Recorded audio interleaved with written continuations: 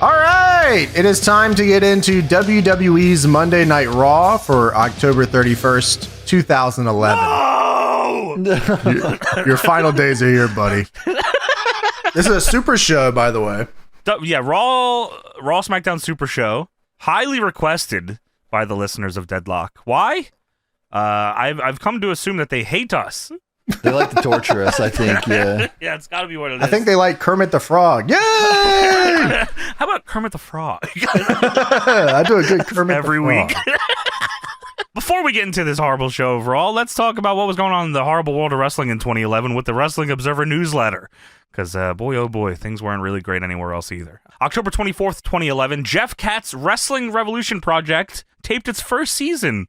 They taped a 13-week season at the Jim Henson Studios in Los Angeles. They had an audience of both wrestling fans and actors/extras that were better dressed to give it a better look.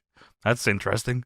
Tommy Dreamer, Lance Storm, and Christopher Daniels worked as producers for the show. Everyone was given different characters, and it was played like a 13-week television series. No other wrestling would be acknowledged on the broadcasts, and producer Jeff Katz told everyone that they are in a world where there is no WWE or TNA. There are no championship belts, but there is a single tournament and a tag team tournament. Katz said he was modeling after the G1, with the idea the winners would get trophies and a big check. If there's a second season, they start fresh and don't have to worry about bringing in the existing champions, and if they don't, then it's capped off the season with the end of the tournament. I think personally, instead of doing the G1, he should have done the matches in Japan where they fight for like a salon coupon, so they get like a haircut or something. And then they pull out a gun. They do a bunch of like sponsorship matches in Japan all the time. That's awesome. Yeah, where like they win like a big. It's like a big coupon, really. It really is for something. Like a cruise. Yeah, it's usually like something like that, skincare or something. They win like a makeover or something like that. Yeah, that's awesome. You fight for 13 weeks for a makeover. Well, I'm broke. I need it for a '98 Honda Civic with 200,000 miles on it. So here's some of the guys that are a part of this. Adam Pearce, he uses the name Ridgeway. Psycho Mike Rollins is still a psycho, but his name is Murder. I mean, this is super locked in right here. Sean Davari is named Ferris Gotch.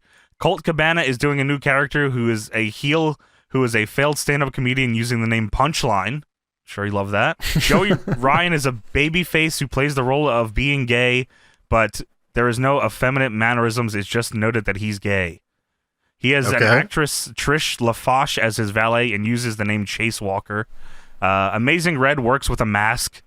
Kevin Matthews played a Hollywood slimy actor who texts during his matches. Emil Satoshi plays a German nihilist.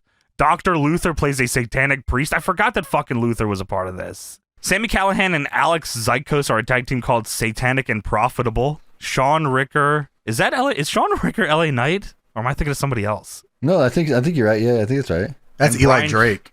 Yeah. And Brian Cage are a tag team known as the John Tourage, with a bodyguard named Brick Shithouse. And Brick Shithouse and Dave the Bruiser got the most reaction on the first day. Kenny Omega is also on this as Scott Carpenter. Chris Masters is Concrete. Carl Anderson is Killshot.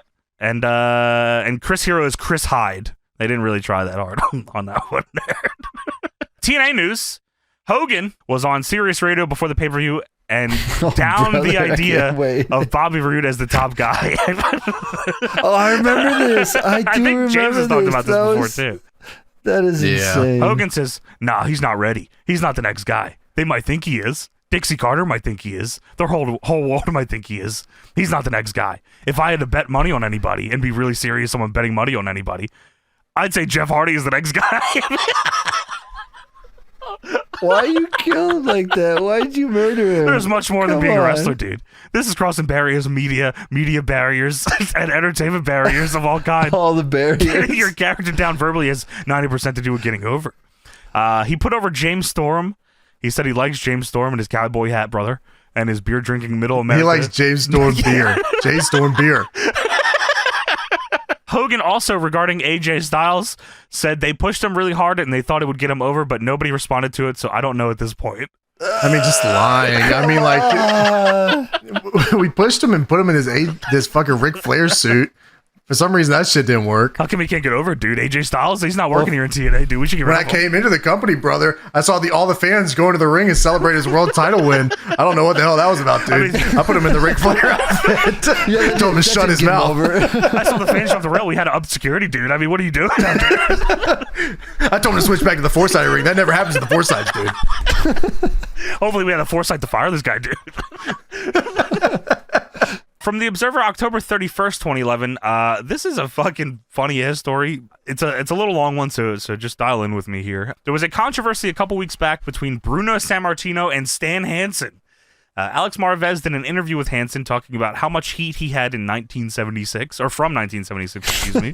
Hansen, who at the time was not a big name yet in wrestling, was brought into the WWF that year for a program with Bruno. Bruno just came off 7 straight sellouts working Ivan Koloff, Superstar Billy Graham, and Ernie Ladd. From a name value standpoint, Hansen was a letdown, and their match drew a disappointing 17,493 fans. Disappointing number there, by the way. The finish, which did happen as planned, was Hansen busting Sammartino up using his loaded armband, and Sammartino bled so badly the match was stopped. Sammartino would then fight back and clean house on Hansen after the match to build to a no stopping for blood rematch, which is a great step, by the way.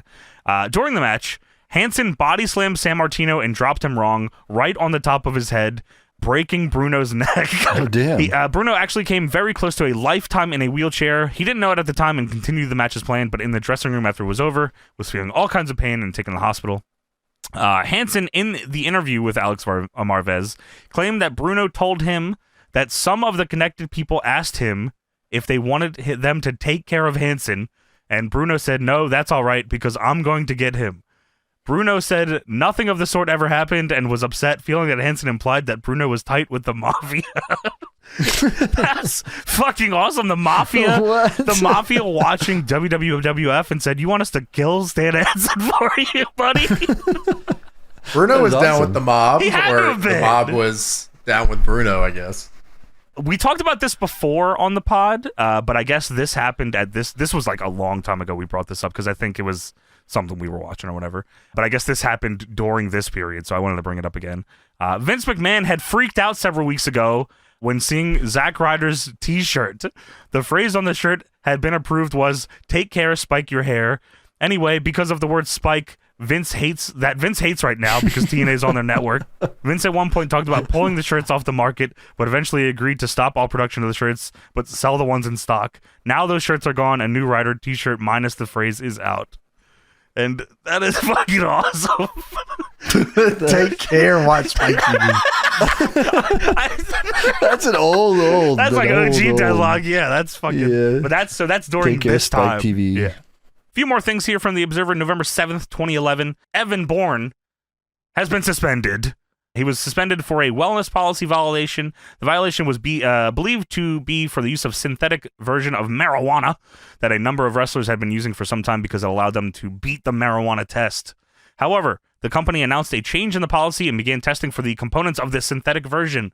Because the real version is one drug where there is only a fine of $2,500 for a positive test as opposed to a 30-day suspension, it has led to the talent that wants to use the drug going back to using the original version. So it's a worse punishment if you use fake weed at this time, and that's what Bourne got popped for here. So I think they knew on this episode that he was getting suspended. But I think their policy is that they can work the next set of tapings so they can tie up like loose storyline shit or whatever, or like take titles off people if they need to, and then they're suspended. But they don't do that here, and I don't know why. They don't care about the tag team titles. That's what Meltzer actually does put here. It says goes to show how much they don't give a shit about the tag titles. That's funny. Yeah. You fucking nailed it, actually. That's unbelievable. If he's not there for 90 days, it doesn't change the fucking thing. They'd actually prefer it because now they don't have to do these shitty tag matches. The WWE 12 video game got strong early reviews, getting a 90 from GamePro in Germany and an 85 from Games Master. Commercials are all over television for the game, built around The Rock. It's pretty clear The Rock returning to television and Survivor Series and the game release were all synergistic.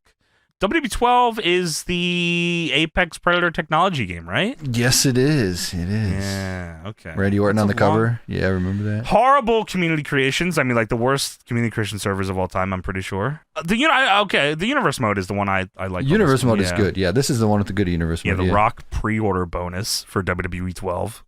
Last thing here, Fit Finley, 53, did an interview with The Sun and asked if he thinks he'll be back. Okay, I didn't know about this happening, so this is why I put this in here. He was asked if he thinks he'll be back after being fired for coming up with the idea of having The Miz interrupt the national anthem for Easy Heat, only to have WWE sponsors, the National Guard members at the show, become furious, and he was fired to show that they were like cool and sorry to the sponsors about that. I had no fucking idea this Dude, I happened. never heard of that. That's crazy. Yeah. Wow. TNA is did That's insane. it. crazy. Who did they get rid of? It was the Kurt Angle loves his country angle. They just did the whole angle on TV. They didn't get rid of anybody. Oh. They just did it. Sorry. Yes. That is true. We reviewed that They one. That was jumped fucking Mr. Anderson nuts. or something. They yeah. kicked his fucking ass Anderson. for America. But that is it for the observers on this. Now it's time to talk about Monday Night Raw, October 31st, 2011. All right, time to get into Monday Night Raw here. We're going out tonight. We're going out every night. I don't want to stay home and watch Raw tonight. Please correct me if I'm wrong. I tried to look. I couldn't find it. This You're might wrong. be the only 2011 review we've ever done. Yeah, I guess eventually we'll get to the pipe bomb, which was a few months before this. Yeah, it doesn't feel like it. Yeah, the Raw Super Show era where like they just kind of said fuck the brand split and just kind of sent people wherever and did whatever they wanted. Yeah, man, this is rough. I mean, this I whole didn't like it at all. yeah, I think there's something like when I just see the branding of this era, where I just like go, oh, I don't want to That fucking Super watch Show this, logo? man. Yeah, that's Yeah. I see the Yeah. Super Show logo and I'm like, this stinks. Because we like lived through it, and it's just like I just remember like I was like, holy fuck, like TNA, you really got to start doing something because I can't Please. I can't deal with this. Yeah, we got Jeff Hardy. So yeah, man, this is in Georgia. We start the show, and then it cuts to the screen, the Titantron here, because The Rock is here via satellite. Well, technically, I guess not. It's even worse actually. It's a pre-tape outside his house. He's not live. Yeah. Oh man. No intro to the Rock's theme, by the way. It's just like dum, dum, dum, dum, dum. And Tony, okay. And no pop, zero pop for No this, by the way. pop, Tony. That's what I was gonna say. They Yeah. fucking hit Rock's music, and they're doing the crowd sweep shot. Nobody's really reacting, and then they show like a wide shot of Rock on the Tron. I'm like, why is nobody reacting to anything here? But we must be deep in like The Rock doing this all the time, and everyone was mad at him for it. Yeah, dude. Yeah. So, I mean, they even incorporate it into the angle about the via satellite thing. But this is like peak. We have nothing. We We're have done. nothing. We have no ideas. We're not interested in really having any ideas. TNA already took their shot, and we fucking just flicked the bullet away. We don't give a fuck. Like Yeah. no one's touching us. That TNA couldn't even come close to Raw in an era where nothing was happening. Dude, nothing at all. So like at this point they're like, whatever, put the Rock on the screen. Like that's crazy. send goddamn Kermit out there. I don't give a fuck. Like holy shit. Yeah, I mean like this era, like real bad spot. I'll be honest. Like CM Punk For me, personally. yeah, CM Punk was like the only person on the show that like I gave a fucking shit about back then. Yeah, like, but even at that point, it was like he already did the pipe bomb, and then it was like Lost all to right, Triple H already. Now, dude, they now killed he's- his run. Yeah. Yeah, wow. Yeah. Now he's begging for title shots with John Laurinaitis. Yeah, that's which we'll get to, which is another thing. And another thing. First, we got to start with The Rock here, who has a 10-minute opener on video. Are you shitting me? Dude, also, let me just mention lapel mic without the windscreen protector on it. Oh my god. Outside his house? This is the equivalent of Windy Florida, like hurricane season. this is the equivalent of like opening an indie show with a car promo. Like, Oh my what am I God, looking at yes, right dude. now? 10 minutes and they could have cut this down so crazy. He repeats himself 400 times. Like this sucked. Yeah, this is bad. The arena, the branding with the welcome to whatever, like Michael Cole at his worst with The Rock on the screen. I'm just like, oh my God, Bobby Roode, please. Bobby Roode. Austin Aries, please. Somebody. Bully Ray, you're around, right? Do something cool. Please, Kurt. Dude, at this point, The Rock looks older in this Raw than he does now. I don't know what it. Maybe it's you're right. Maybe it's the goatee that's gray that does it. But like, he fuck looks. You, Tony. eat a bologna sandwich, Dude. I would have taken that over anything here, man. If you would have said that. So Rock is on the Tron, as James said, and as Tony said as well. Lapel mic'd out, rubbing against his shirt as the fucking just a windstorm fires off behind him. And I'm coming to the Boys and Girls Club and I'm gonna win my match. Hey, don't ever send in a video like this ever again. Yeah, man, he sent this in and they put it on the show. Like, just don't do it. You bought a ticket, you say you listen to The Rock. He didn't, like, I get it. Like, he was filming movies or whatever. Sure. He couldn't come just talk, like, fly in, fly out, private jet. They got money. Fuck you, Rock. I wonder if he had like a per appearance type thing in his contract. Like, I only make a certain amount of appearances live on.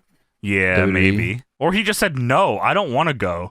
Super Show? Hell no. They said, okay, that's fucking fine. I'll see you at Survivor Series. I ain't coming to Raw. So, I mean, this promo's forever. I'm not going to hit you all with all of it because it is horrible. It is a bad fucking promo. But he is talking to John Cena, and he, I guess John Cena had asked The Rock to be his tag partner at Survivor Series. Yes, this is the build to the Rock John Cena versus Miz and R-Truth show that did a bad buy read and they blamed Miz and R-Truth for.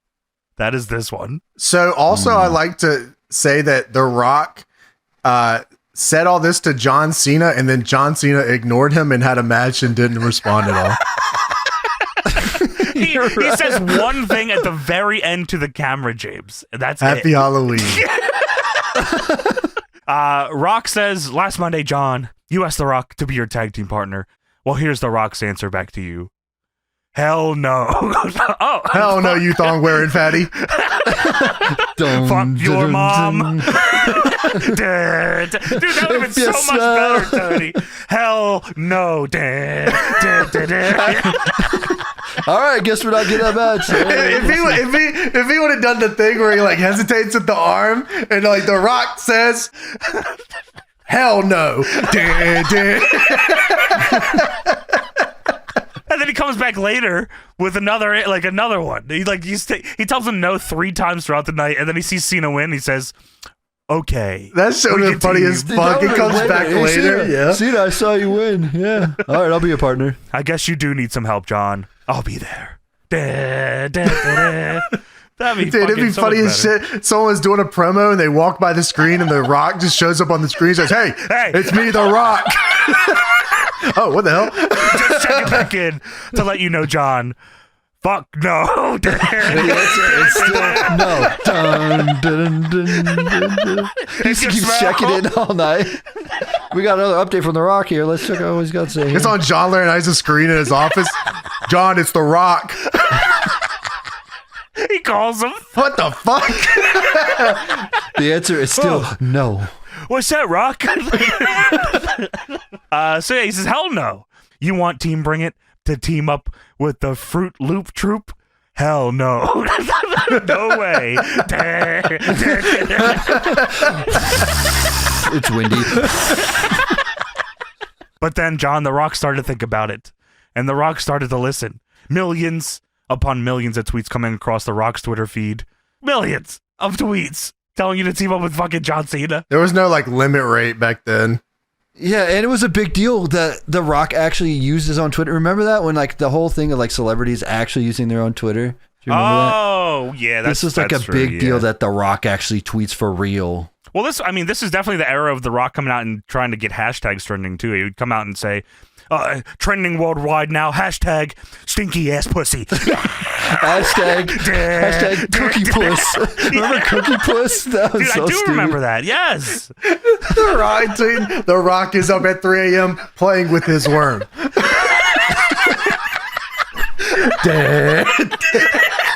I just hashtag beat Mike Johnson. Gotta poop, brother. His theme song for some reason every time he tweets. Hashtag dead. So everyone's tweeting The Rock, telling me he's got to team up with John Cena. No one tweeted you. Come on. The millions. Shut up, bitch. The millions did. And despite The Miz and R-Truth, despite that, we Team Bring It despise The Miz and R-Truth. Those were the tweets that made The Rock want to team up. Team Bring It, by the way. We, the world, Team Bring It. All right, Team whatever. Bring It. And what the people want is to see The Miz and R-Truth get their jabroni asses kicked like they've never been kicked before at Survivor Series. Team Bring It despises The Miz. Team Bring It. Yeah. Deadlock is Team Bring It. We need that shit. Hashtag dead. Fucking for The sure. answer still is no. Dun, dun, dun, dun. Yeah, fucking. So, I mean, no, I don't want to see that match. Are you goddamn kidding me? What is the match? John Cena and The Rock versus The Miz and R-Truth? Yeah, Team Bring It wants the match. Team Bring It wants it, bro. Dude, TNA's watching this going, there's no fucking way. There's no fucking way they're beating us with this. Like, what do we do? What do we do? Didn't we have R-Truth team with the Pac-Man Jones? Like, what the hell? They faced Kurt Angle and Sting and beat them. He's not beating Team Bring It in the Fruit Loop Troop. Bitch. Fucking Team Bring It can't beat Team Pac-Man. Come on. I'll slap your mama, bitch. You thong wearing fatty. Team Bring It the Fruit Loop Troop. That's fucking awesome. Well, Rock agrees to be fucking Cena's champ, and he says, "Oh, I know you're so happy." Beat up The Miz. He said, "There's millions of your fans and little kids running around the house right now. They're on my Twitter. Oh, thank you, Walkie. Thank you, Walkie. Slow it down, little cowboys." That was pretty funny, actually. Slow it down. Don't get happy yet. John Cena, there's another reason The Rock is doing this. So The Rock wants you to stand on the apron and be 1 foot away from the most electrifying man in the world that's putting boots to asses. That's his thing as well. All damn day and all damn night. And you watch the jabroni beating, pussy eating, trailblazing, eyebrow raising, Cookie puss. hashtag Who's he eating? Cookie puss. trending worldwide. Holy fuck, wow. That is Ready to fucked strike up. on the attack. John Cena, call your fat ass mama, cause The Rock is back. Oh, hey, what the fuck did my mom do? You Fucking should have bitch. started with all this. That was good stuff at the end, yeah. I mean, this didn't need to be 10 fucking minutes at all. Yeah, just if you could just, I know you can't be here, man, but like if you could just like, I don't know, just record something in your house, like just go close the door in a room and record it. The Rock says, I'll go outside my house, put the lapel mic on, make sure it's as windy as possible. Cookie puss. And I'll make sure to bury everybody I get. Team Bring It, Cookie Puss, hashtag Rock,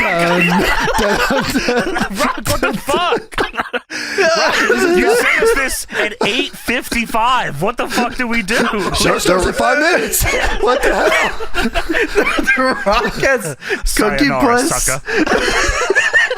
The Rock has Cookie puss, and Kurt Angle has a mace balls. I mean, that's why Cena was losing. That's awesome. So John Cena versus The Miz graphic is shown after this wonderful. What kind of hell am I in? Dude, and also, Tony, it's Halloween. Are you scared? Oh, man. Well, dude, I saw everyone in the crowd. A lot of people dressed up in the crowd. Jason Voorhees, I saw holding the world title in the crowd. Oh, that was good. Has no Also, DQCAW. One of the scared. That would be fucking awesome. He does the goddamn Crystal Lake Slam. He's on Team Bring It. Freddy's on the Fruit Loop trip for sure. Yeah. And Michael Myers is Team Amazeballs. Trending worldwide. Him and Chris Danger. One of the scarier things I saw in the crowd was an air boom sign. Jump scare. Put some respect on air boom. Listen, right? I like air boom. I like air They boom were too. cool. Name sucks though. I'll tell you that. Air Boom was smoking weed. No, they were smoking K2 or something. What is Yeah, it's synthetic fake weed. They were smoking cookie puss. The Rock synthetic What weed you cookie say, puss. jabroni? Your name is Air Boom? Some jabronis named Air Boom. Who on this roster is air boom? You can air boom your ass out of here. You talk about fatty. We'll call your fat ass mama. Why don't you go smoke some crack and then get back to the Rock? Well, we opened the show up with CM Punk. He's good enough to be the opener here. He's good enough to be the first person on the show. He's good enough to beat Cena. But Triple H said, you're just not good enough for us to sustain a push here for just a few months, brother. No, I mean, like, you had your run. What do you want? Come on, Summer of Punk is fucking fall, bitch. Like, we're out of this. Like, come on. The Rock is here. What the fuck? This is the fall of Team Bring It, bitch. Like, come on. So CM Punk versus Mark Henry is first. Punk is the first person out. Mark Henry, World Heavyweight Champion on his Hall of Pain run currently. Jerry Lawler is trying to explain this during Mark Henry's entrance, and he gets cut off by the ring announcer. Oddly enough, the ring announcer always does the same introduction every show. Not sure how we confuse this on commentary. It's Halloween. They had to watch a 10-minute Rock video via pre-tape, so like they're like thrown off. Well, I think Lawler feels out of it this whole show. I mean, like, I guess maybe being abused by Michael Cole in this era every week gets to you after a while. That's gotta be terrible. They're both kind of checked out, I think. Yeah, I mean, he was scared because Michael Cole kicked his fucking ass. You remember that? He did. He made him tap out to the Ann Cole lock. Don't you ever say that fucking word. Amazing WWE balls. 12, Tony. Fuck I you. know. Don't ever say ankle lock ever again. That's his move. What the fuck? Yeah, Michael Cole was going nuts on all the commentators. Lawler says because of Punk's insubordination, the interim general manager, John Laurinaitis, didn't want to give Punk a title match at Survivor Series, but over the weekend there was a report on WWE.com that says that John Laurinaitis changed his mind and said that all Punk has to do to get a shot is beat Mark Henry tonight.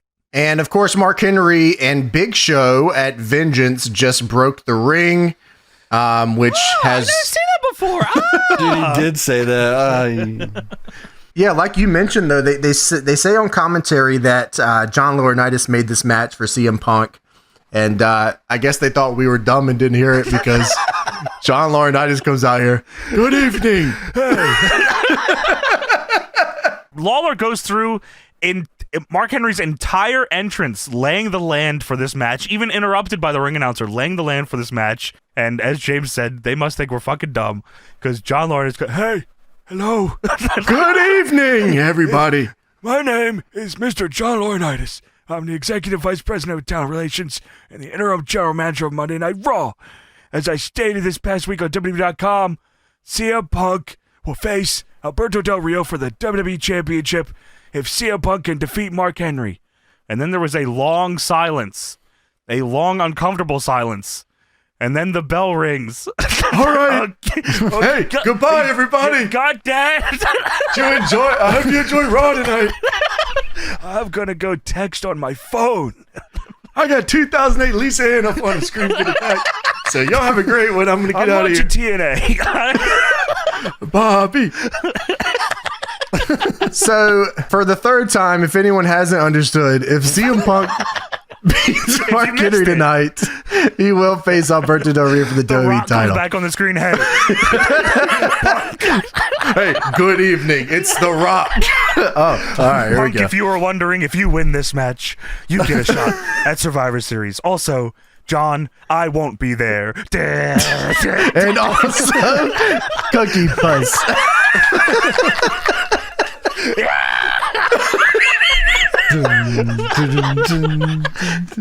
All right, so this era is fucking me up. Like, this era is fucking me up, guys. Of All right, course. so Mark Henry starts off this match. I gotta say, Hall of Pain run Mark Henry. Best case scenario for Henry. Probably tremendous run. I don't think it's too out of the realm of me saying that this is his definitive run in WWE to a lot of people. Yeah. I have a lot of great memories of the Hall of Pain stuff. So like, shout out Mark Henry for this run for sure. Yeah, based. Especially in an era where nothing was fucking happening. So like, right. That's awesome. Someone with some heat and like something to look forward to was nice. Mark Henry overpowers Punk to start. So Punk tries going to the turnbuckle and he jumps on Mark Henry's back. Henry turns him around and hits a stampede on Punk for a 2 here. That was awesome. Yeah, they don't get any time at all here though, which kind of surprised me a little bit. Well, we got to save it for the real champ later. Which is nuts. We'll talk about that. CM Punk hits a kick combo. Yeah, I would like that. CM Punk hits a kick combo. Henry throws him into the apron, and Punk hits a springboard clothesline. So Alberto Del Rio and Ricardo Rodriguez come out here. Oh, great. Ricardo goes in and just blatantly attacks Mark Henry after Del Rio tells him something on the ramp. Which didn't initially cause the DQ. This was fine. His initial rush in and punch Mark Henry in the back 100 times. He's just fucking going to oh, come on, Ricardo. You're crazy, Ricardo. Come on, Ricardo. You're crazy. So Ricardo then takes his shoe off and then hits Mark Henry with his shoe, which of course ends up being a disqualification, which disqualifies Punk because he attacked Mark Henry, meaning that Punk does not get his title match. Well, that's the rules. Oh, you guys like that, or what's going on? Are you going to change the channel? Please don't. Punk then grabs Ricardo Rodriguez, throws him back into the ring, and Mark Henry hits the world's strongest slam. I didn't know that at first. Or something. Because Punk throws him into the ring, and then they cut to a shot of Del Rio, cut to a shot of Punk, and then cut to the ring where Ricardo Rodriguez is laid out. So I don't really know what was supposed to fucking happen there He could have done anything in the ring, until they recap it, and then they show him hitting the world's strongest slam on him because they fucking missed it. Kevin Dunn, you've done it again, my friend. This is what CM Punk was doing like months after the pipe bomb. Like Pipe bomb was June. Yes. This is October. Not dude, Triple H ate this dude's ass up so quick. He came out of retirement shit. to fuck this dude's run. Yeah, that is like absolutely ridiculous looking back at it. It's nuts. You remember when John Cena beat Rey Mysterio in 3 seconds? Like the way that WWE would do these stories sometimes was just so like we're not thinking at all. Like we're just thinking so short term. Like this Punk and Henry thing, like I get it, and like it works into the overall arching story they're trying to tell here. But like they didn't stop to think that like Punk and Henry might be a match people would want to see. Like Henry's on a pretty he's on a pretty like definitive run in his career, and like Punk's run here changes wrestling forever. So like maybe hindsight's 2020, but like good lord, this match went like 45 seconds. Dude, yeah, and they don't really do anything other. Yeah, Punk hits a couple things, and then they immediately send the boys out.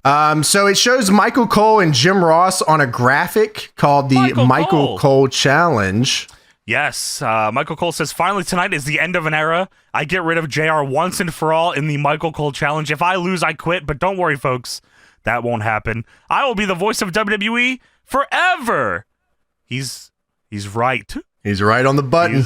He is so right. Also, James, up next, the Muppets! Kermit, Miss Piggy, Fonzie, whole gang's here, boys. So the Muppets Town Hall is up next here, and we got come on, there's got to be something awesome. Let's go, man. So the Muppets are here, man. This is awesome. Miss Piggy and Kermit, 2 of the fucking most famous Muppets, and they're here for Monday Night Raw. They're the goats, yeah. And they have their own little set on the stage, and it says the Muppets. And Kermit says, "Hi ho," and I'm like, "Oh fuck yeah!" He says, "Hi ho." That's Kermit's catchphrase. Yay! Kermit says, "Everybody, welcome to Monday Night Raw. Yay! Woo!" And Miss Piggy says, "Speaking for both Kermit and myself, the original diva, I just want to say how honored." And then immediately, Vicky Guerrero is here, and she says, "Excuse me, can you believe that?" Holy, what the hell? Is that right? She says that? And Kermit the Frog says, "Oh no!" So Vicky Guerrero comes out with Jack Swagger. Yeah, Jesus. Especially when I saw Jack Swagger, by the way. Dude, I can't believe that. I said, "Oh hell no!" I mean, just all the best people possible here. This is the greatest night in the history of our sport. Kermit says, "Oh my goodness." Vicky says it was bad enough that Hugh Jackman took over our show. Now we have to share our airtime with a bunch of livestock. And Jack Swagger says, "It ain't easy being green. How about it ain't easy being a plate of frog legs?"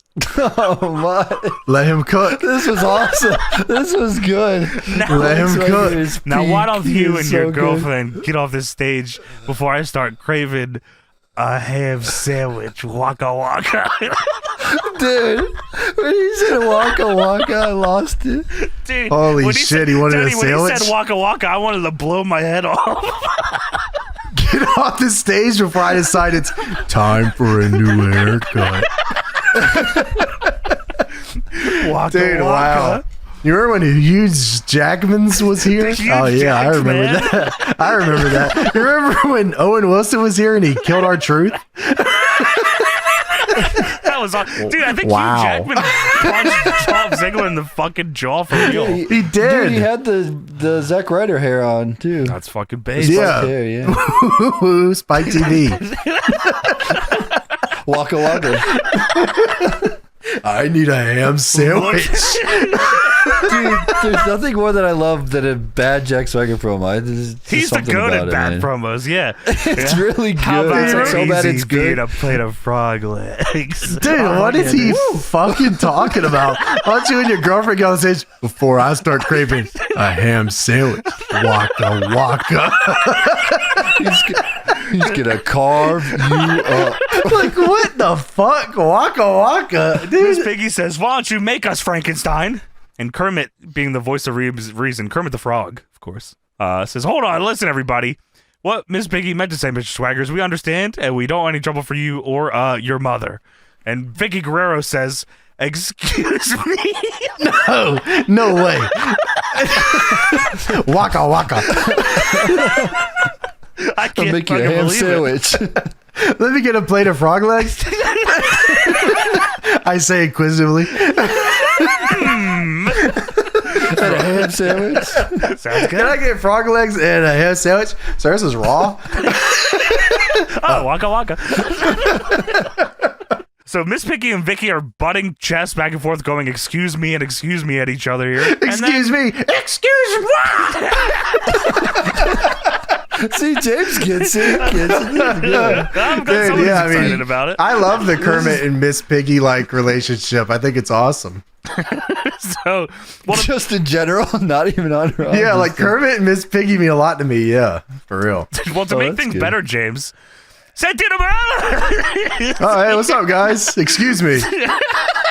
Hey, don't worry. It's funny, Santino. So it's funny, Santino. It's not serious, Santino. Oh, that's good. I don't know the difference. It would be even funnier if it was Bloodsport Santino. Holy It just comes out and starts kicking Jack Swagger. He double legs Kermit.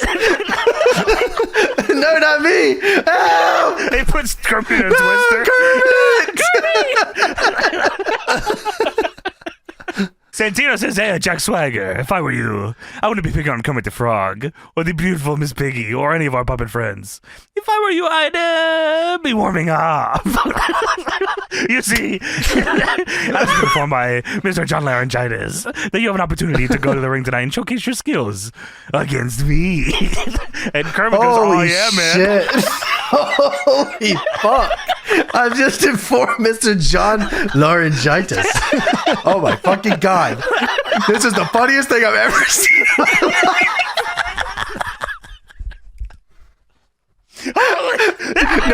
No way. Excuse me. Mr. John Laryngitis. Waka waka. Anyone got frog legs or ham sandwiches? Oh shit. I have cookie butt. 2011 brain rot. Ah! Amazeballs. So Kermit goes, "Oh yeah, man, that's terrific." Good one, Santino. Kermit says, I usually watch TNA. This is cool. Like, you guys wrestle here? You got any stars here? And Swagger says, I don't care about Santino. I'm a former world heavyweight champion. And I'm going to have Dolph Ziggler in my corner. And Santino says, you're not going to have a Dolph Ziggler. Because he is going on one-on-one tonight with a Zack Ryder. So he can't, like, be also out there? What's that? He can't also be out there because he's got other responsibilities, of course. Oh, okay. So we have back to reality. We have the Divas #1 contender costume battle royal Because it's Halloween. So this is for a title shot, and they're all dressed up as Robin and a sailor, and Natalia's dressed up as Beth Phoenix. Dude, okay, I thought that too. Here's all the people in there for those, because I don't know if anyone fucking wrote the eliminations here. Eve Torres is Robin. Rosa Mendez is a cave woman. AJ Lee is Katana from Mortal Kombat. Caitlyn is the dog. The dog. The bounty hunter. Alicia Fox is a sailor. Natalya is... They said Natalia's the Queen of Hearts. I don't... She's Beth Phoenix. Okay, yeah. Beth Phoenix, like yeah. From the dungeon. Tamina is an Egyptian goddess. The Bellas are Mario and Luigi. And Oksana is Morticia Adams. Holla, holla, When the girls in the club say, oh, dude, watch out, she's got a sword. She's got a sword. Watch out. She's going to kill somebody. Dude, okay, I was super confused, Tony. I keep forgetting it's a Halloween episode. Yeah, so me too. Me too. She comes out dressed like a fucking pirate, and I'm like, what the fuck? Is this like a Muppet cowboy thing? Or a cowboy. Yeah, that's what Miss Piggy says. Is she a cowboy or pirate? Damn, bitch. Shut up. Like, Kelly she even come out here yet. Like, Miss Piggy saw her turn the corner, and Miss Piggy just took a shot. Maybe she knew James, because Kelly walks over to Kermit and kisses him on the lips, and Miss Piggy's fucking pissed. I mean, Miss Piggy put it down for who she loves. I like that, man. This is Divas Battle Royal. Please don't get that twisted. So it is not over the top rope. Just if you're out of the ring, you're eliminated. So Rosa Mendez is eliminated first, and then no one seems to care about that. Commentary doesn't even really acknowledge it. No, Beth Phoenix talks about how this division sucks and there's no competition for the whole match. So Oksana, I believe, is eliminated next. Correct. I love the idea that Cole doesn't even know who these people are as they're getting eliminated. Oksana, I believe. Yeah. AJ Lee goes out. I guess she's not getting pushed yet. No, I don't think so. I think that's still early on here. That's coming up. Dog, Caitlyn, gets eliminated. Eve does a double body slam or a body slam on Nikki and Brie, and then does the booty popping moonsault. Thank God you got that right. I was waiting to see what you called it. That's a move of legends. That is correct. Well, WWE 12 is coming out, so. Kelly then does the stink face on both of them in the corner, which of course allows them to eliminate Nikki and Brie. I forgot that was Kelly's move, the stink face. Natalya then gets slapped by everybody in a circle. So in retaliation, she hits Eve with a discus clothesline. That was awesome. She's fucking nice. Hell yeah. Alicia Fox gets eliminated by Natalya. So does Kelly. Eve throws Natalya through the middle rope and wins. Yay! So Natalya and Beth get in the ring. And then Alicia Fox and Kelly come to help Eve.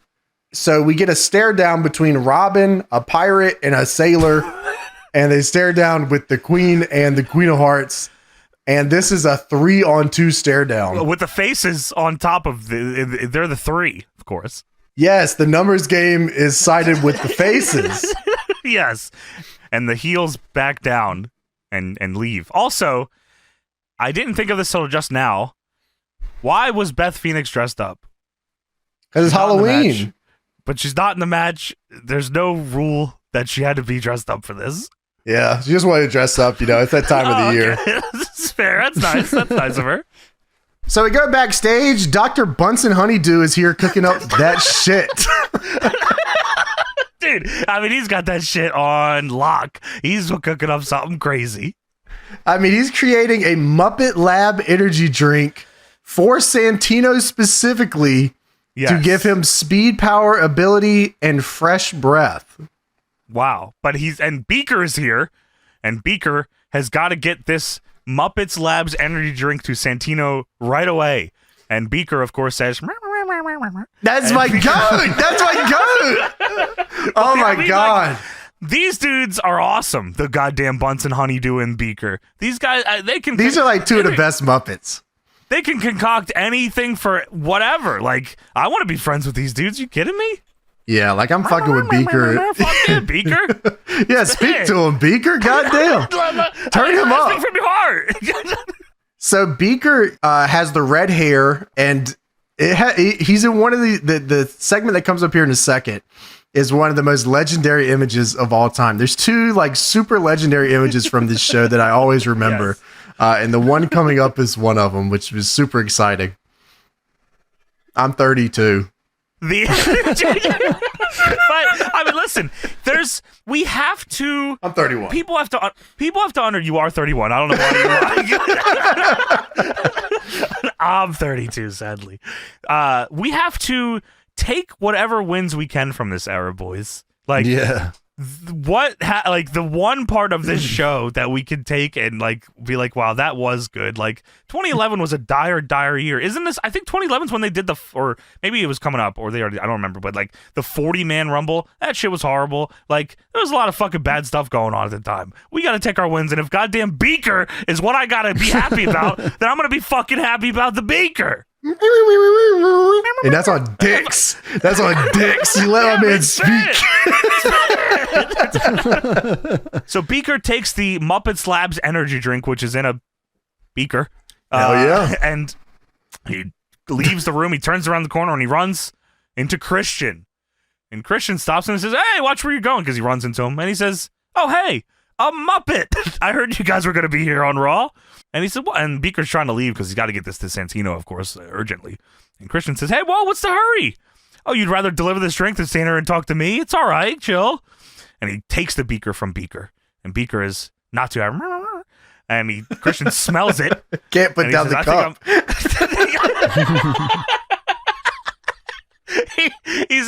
Christian smells it and he says, "I think I'm doing you a favor here, buddy." And he pours it on the floor. And Beaker is heartbroken. He can't believe this. And then Christian squishes Beaker's hair.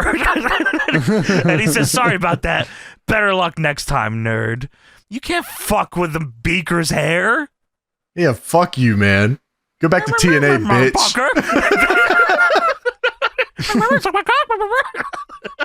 Now all of a sudden, someone clears his throat behind Christian, and it's Sheamus. And Sheamus says, "Is there a problem here, fella?" Dude, every time I see Sheamus come up in his scene, I always expect to hear his theme song for some reason. Sheamus says, "It's a shame, dude." Lobster head. That's what it plays in his head. So Sheamus asks him if there's a problem, and Christian says, "No problem at all." And he backs away. And then Sheamus and Beaker watch him leave, and they both slowly turn and face each other. This is very Hogan Rock-esque. Dude, very reminiscent of Hogan Rock. They take a second, take it all in. Now, maybe one of you guys heard this better than I did, but I swear Sheamus looks him up and down and pats him on the shoulder and says, "Oh, how are you, asshole?" Arse. I don't know what he said, but it's, "Hey, asshole." Yeah, oh, shit. And Beaker's, "Oh." And Sheamus says, No, I can't make the family reunion this year. Please tell Aunt Teresa I said hello. Great to see you." And then Sheamus fixes his own hair, and he looks at Beaker, and he fixes Beaker's hair. Which is, I mean, iconic. If they hadn't done this, what a fucking I mean, like, this is the whole episode is this. This is one of my favorite Beaker. This is one of my favorite wrestling images ever, is Sheamus fixing the hair on Beaker. Like, this is iconic to me. And then Beaker says, which translates into, "But I hope you leave enough room for my fist, because I'm going to ram it into your stomach and break your goddamn spine."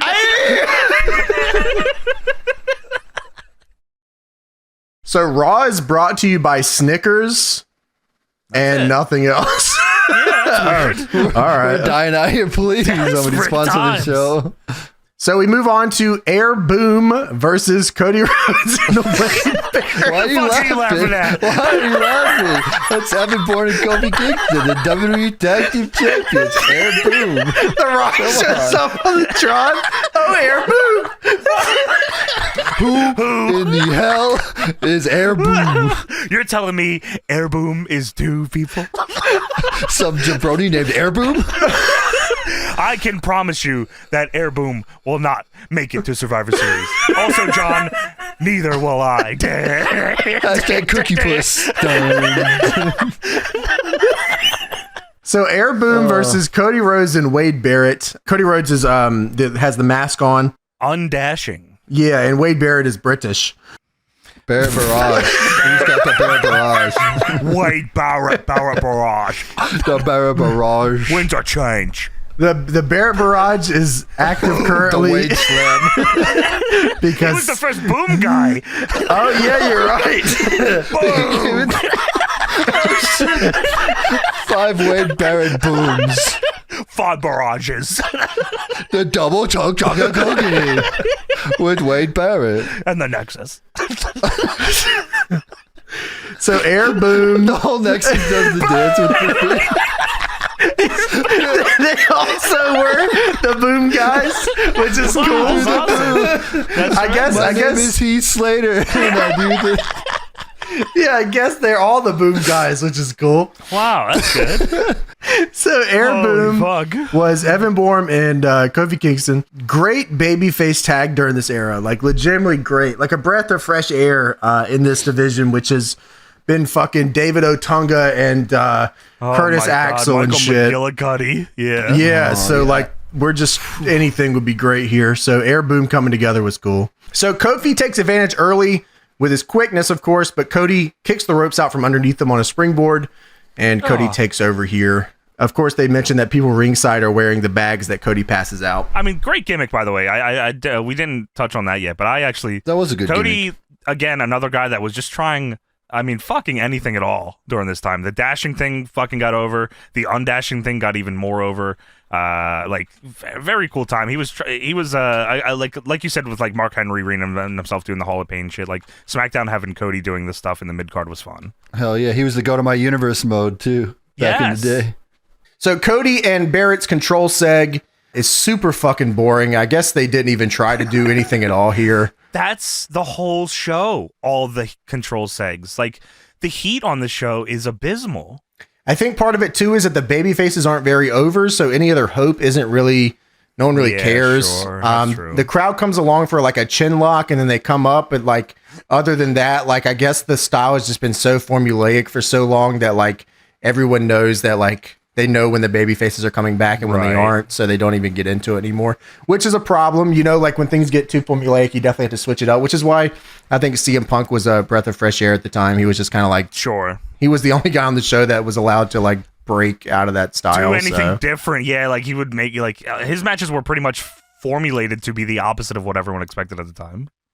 Dude, on commentary, they kill like Air Boom. Like King is talking about him. I don't know if you guys caught this, but he's talking about like, oh yeah, they have so much heart and they have great moves and they're just a fun to watch team. And I'm just like, holy shit, they love that fun to watch thing back then. They're so fun to watch. Hate that. He's having a good time out there. That's exactly what they're saying. I'm like, oh, you're killing them, man. You have nothing else to say about Air Boom? Yeah, like, man. How about he wants to win? Yeah, right. So Evan Bourne comes in, and the intensity of the match does kick up, which is nice. Bourne hits an indie combo and goes for a Rana. Barrett whips him back up from a powerbomb into the DVD position. He goes for the wasteland, but Bourne reverses into a DDT for a 2. Very clean, and I saw that, and I was like, you know, I guess sometimes I fucking like don't put 2 and 2 together. I'm like, this is fucking Matt Sydal. This match should be like way fucking better. Yes. Like this match could be so much better. I mean, it's not like the other guys were incapable. Like it's not like Cody wasn't like a crazy work rate guy, but he could still go. And Kofi's fucking Kofi Kingston. Like, what the fuck?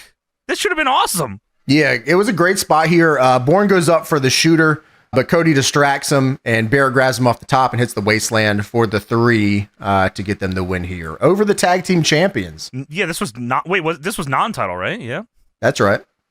Yeah, so Bourne is suspended now. Not for smoking crack, but he was suspended for synthetic weed. Yeah. Yes, of course. So Air Boom loses. Kofi comes in to check on Evan, And then Christian runs down to the ring and starts beating the shit out of Kofi Kingston. Just unprovoked beating up Kofi Kingston, which was great. Dude, yeah, he just kicks his fucking ass, and then Cody and Barrett are also joining in, stomping these dudes out. So they're putting the boost to these guys. Sheamus comes out, starts beating the bricks off of these dudes. Bray Wyatt is here. Dude, crazy nickname for this dude. I mean, that is fucking unbelievable. Yeah. Bray Wyatt, oh my. Sheamus here, he came into WWE and became WWE champion like almost instantly. Yeah, he's like on ECW for a cup of coffee, goes to Raw, and like, I think 3 months after he wins the belt from Cena. Which is pretty unheard of. Yeah, they had a lot of stock in this guy. Yeah, and I like Sheamus is, I don't think he's a guy like people put on their like top list of favorite wrestlers or anything, but when you start thinking about him, like this guy he does have a career that like, I think if you stack it up and look at it, like he should be at the top of some list. Maybe not like number one or anything, but he should definitely be at the top of some lists. I mean, yeah, his accomplishments are crazy. He usually, I mean, like, I don't know how often, I mean, maybe there was a period of time, maybe during this time where like they were fucking, God, Del Rio versus Sheamus or Christian versus Sheamus or Sheamus versus Big Show, like that was like a 3-year span, I feel like, of only seeing that match. So like right during that time, I was like, wow, fuck. When he was on SmackDown or something, when was it SmackDown where he was fighting with Del Rio all the time? Yeah, I think that's right. SmackDown babyface Sheamus, where it was taped, was an awful era. Where like he was never going down, he was never looking weak. No, like he was giving guys nothing. Yeah, it was just like a tough era to like be into him. But like in the past like 10-ish years, because he's got a resume, man. Like I'd probably put him up there as like one of my favorite guys from WWE in the past 10 years. Watching him. Yeah, I think he has a lot. I think he has a ton more to offer. Yeah. And I think he's a guy that's really dialed in on what his style really is, which is a mean bruiser. Right? Like, and awesome. I think it's awesome. Yeah. And he does it great. Like him and McIntyre and Gunther, like those are 3 guys that like, they have the most potential in the world. Like they are utility guys that can be used in anything you need. Which is so valuable. Like that kind of guy that like, will work against anybody. Yeah. I think him being in the bar is what like, I think him being with Claudio like really changed his outlook on, you know, I'm just spitballing here. I'm sure Sheamus would disagree, but I from the like being with Claudio probably helped him a lot. Cause I mean, like after the bar, I mean, the bar was awesome. And then like after the bar, like his single stuff just became so much more nuanced. Like he was just a way better wrestler. Yeah. Right. Yeah. So yeah, I mean like, yeah, one of the guys that I think sneakily, is like one of the best dudes in WWE in the past 10 years. I think you're right. Statler and Waldorf are here. These are the old guy Muppets, and they're watching from the balcony with pizza pockets and making old noises from like grandpa style shit. So I think it was supposed to be sounds of excitement, but it just legit sounded like,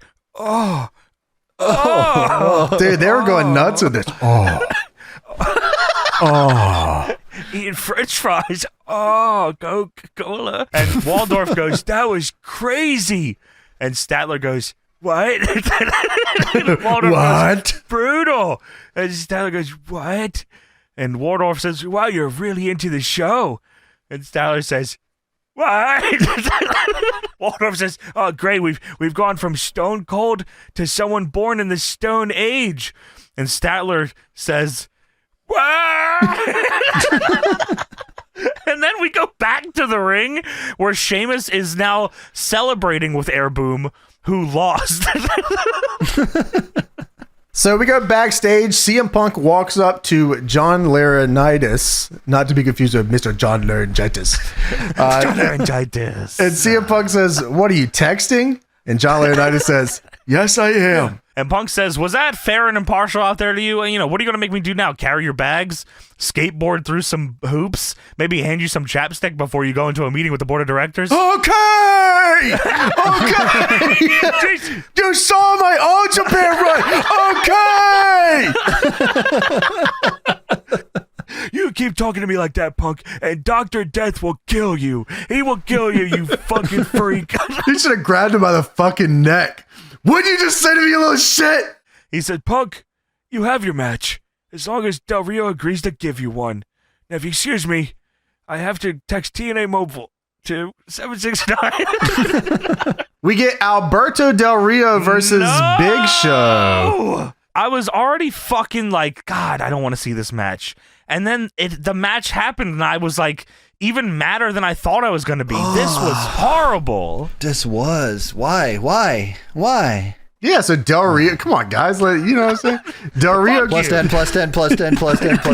watched the whole fucking thing, Tony. Like, yeah, I minus 10. Once they slowed it down, I was like, oh, no. Yeah, so Del Rio comes out in his $100,000 car. 2004 or 2014. I wrote 2004. I think it's 14 though. Porsche Carrera 3. Dude, that'd be crazy. In 2011, he's got the 2014 Porsche.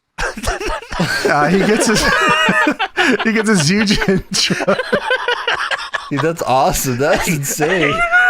Man, he's so rich he could buy it, you know? So Del Rio comes out in his car and he gets his big ass intro with pyro. He's the spinner belt champion. He's the king of the world, man. Yeah, do you remember the thing when he came in that there was like they posted an article on .com with the header left in where it said like, we want to make it seem like Del Rio's going to be a big deal fairly quick, and they like kept that in, so his whole thing was he's a big deal fairly quick. Dude, there's a guy with a sign that's a smiley face on one side and a frown on the other side, and he uses whatever side. Del Rio? It was frown. Oh my god, dude, great fucking idea, by the way. Holy that is shit. Awesome. Yeah. Well, it's the Beanie Big Show. Beanie fucking Big Show, man. Yeah, wow. I knew I was in for hell when I saw him in the beanie. Dude, I saw him in the beanie and I wrote, it's over, get fucked. Dude, yeah. Yeah, wow, this guy, his power scaling is nuts. He walks down to ringside and he talks to a kid before in the ring. He probably tells him you should go watch TNA. He probably told him, go fuck yourself, bitch.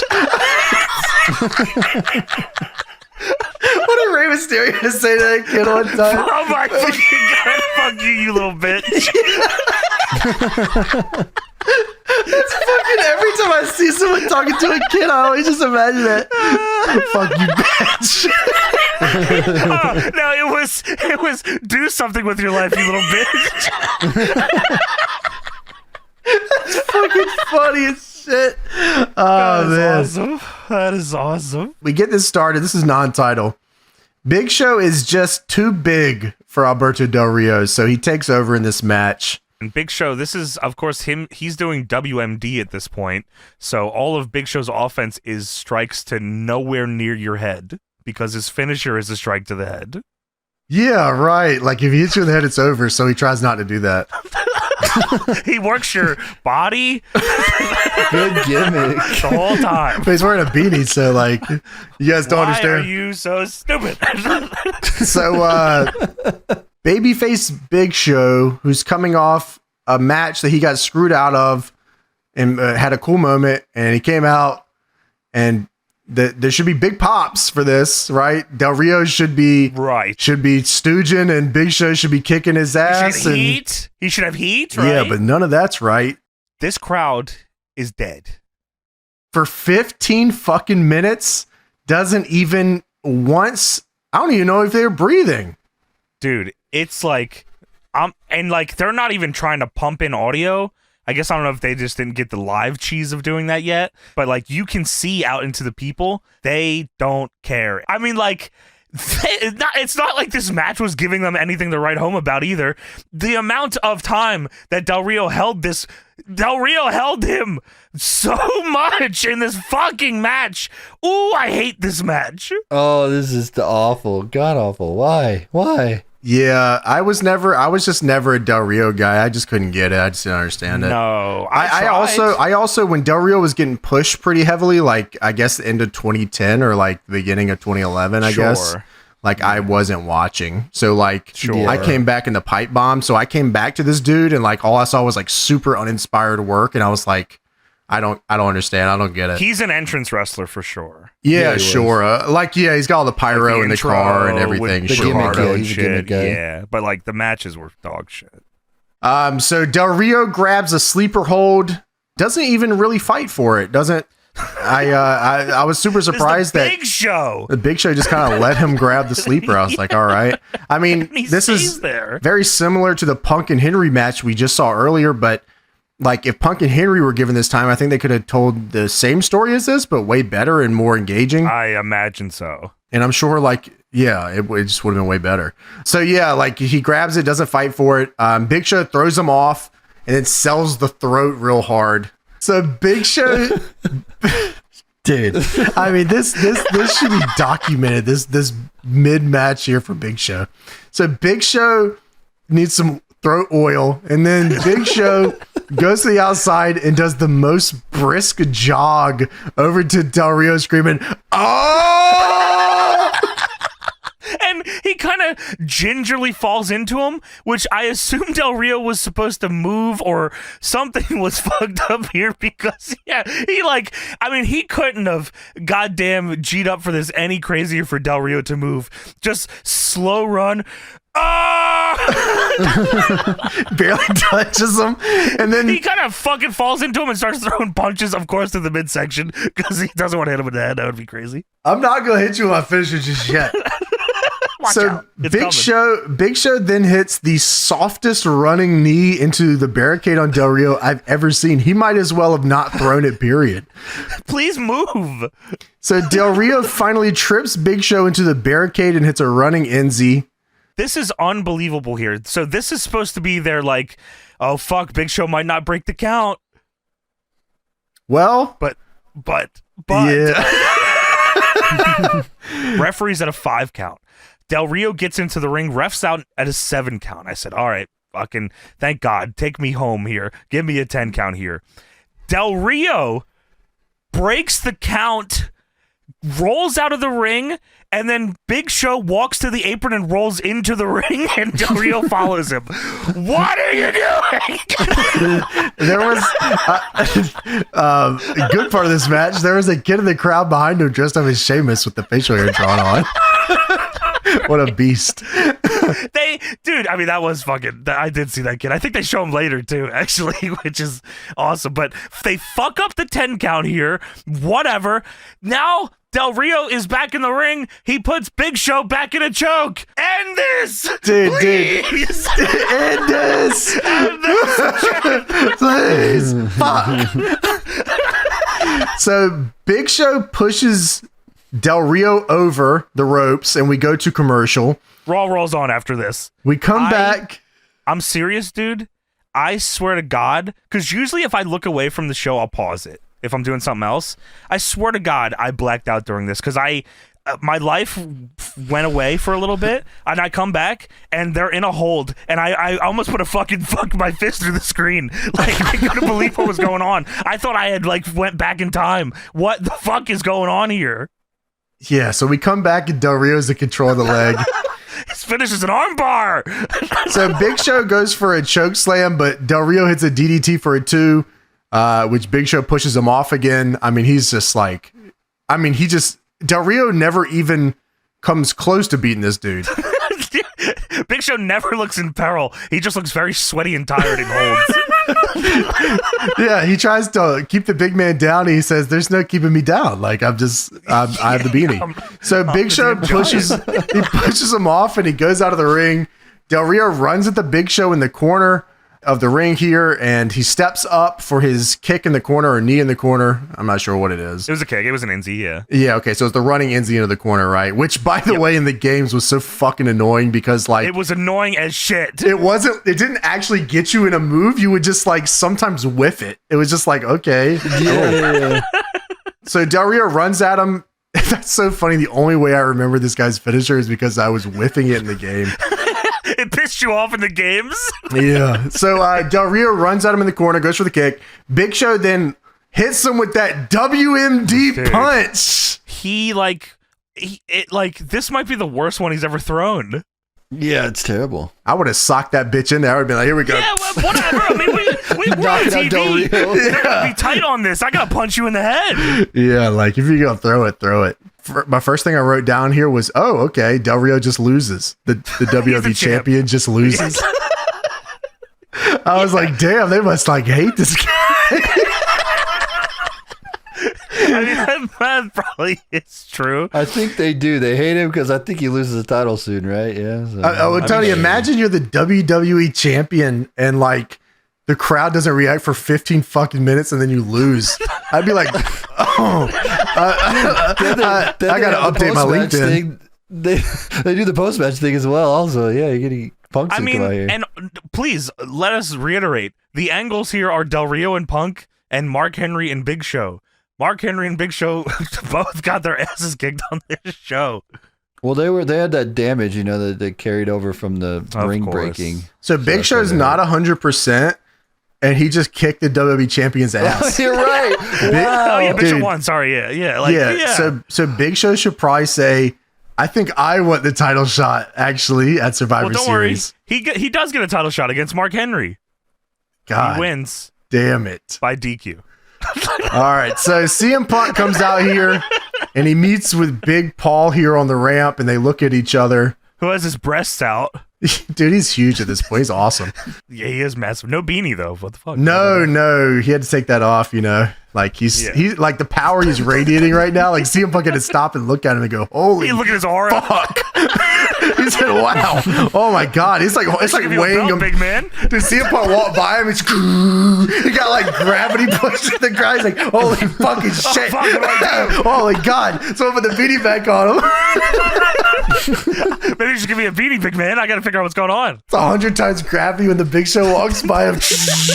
Oh fuck! Oh shit! Big Show. Paul. Max Aura, Paul, please. So Punk grabs a mic and he sits cross-legged in the ring with a bottle of water. Oh, pipe bomb? Yeah, he's gonna pipe bomb this guy again. Oh, pipe bomb. Yeah, so Punk's like just throws the water on Del Rio, who has been laying here, knocked out from the WMD for this entire time. Punk like gingerly walks all the way over the timekeeper. Grabs water and a mic and then gets in the ring and then sits down. And he's still knocked out. We got to put over the importance of the WMD. I was going to say good on him. With a bro kick.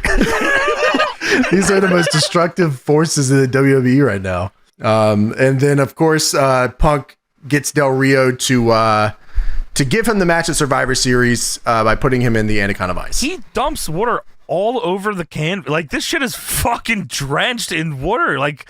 Hey, you're lucky. It's all right. We have 6 more underneath this. Which is cheese, by the way. I don't understand how that works. How you got 6 canvases? This shit's cost so much money. And Punk says, Del Rio, I need you to comprehend this and process what's about to happen. I'm about to ask you a question. Simple yes or no. And I have a feeling you're going to say yes, because prior to asking you this question, I'm going to twist you like a pretzel with a move I like to call the Anaconda Vice. And I'm not going to let go until you say yes to giving me my match at Survivor Series. So he does just that. He puts Del Rio in the Anaconda Vice, and he yells at him and says, "Can I have a match at Survivor Series?" And Del Rio says, "You have your match." And Punk lets go, and he grabs the mic, and the mic is busted. I don't know if it got soaked in the drenched water bottle spree here or what happened, but he said yes into the mic, but no one can hear it because the mic is fucked up. So you can hear the camera guy say it again. And Punk says, he said yes. The mic is still not working. And he's just looking out into the crowd and he says, "You're killing me." This is what I re-signed for this company? Come on. So Punk has a different mic now. And he says, in case you didn't hear, he said yes. I'll see you at Survivor Series, amigo. And that's how they set up this match at Survivor Series. Punk does win, by the way, at Survivor Series and gets the belt from Del Rio. Sure. And Big Show should have got it instead. Well, Big Show gets a DQ win for his troubles. Oh, that's good. Big Show puts one foot through a table against Cody Rhodes. Oh, shit.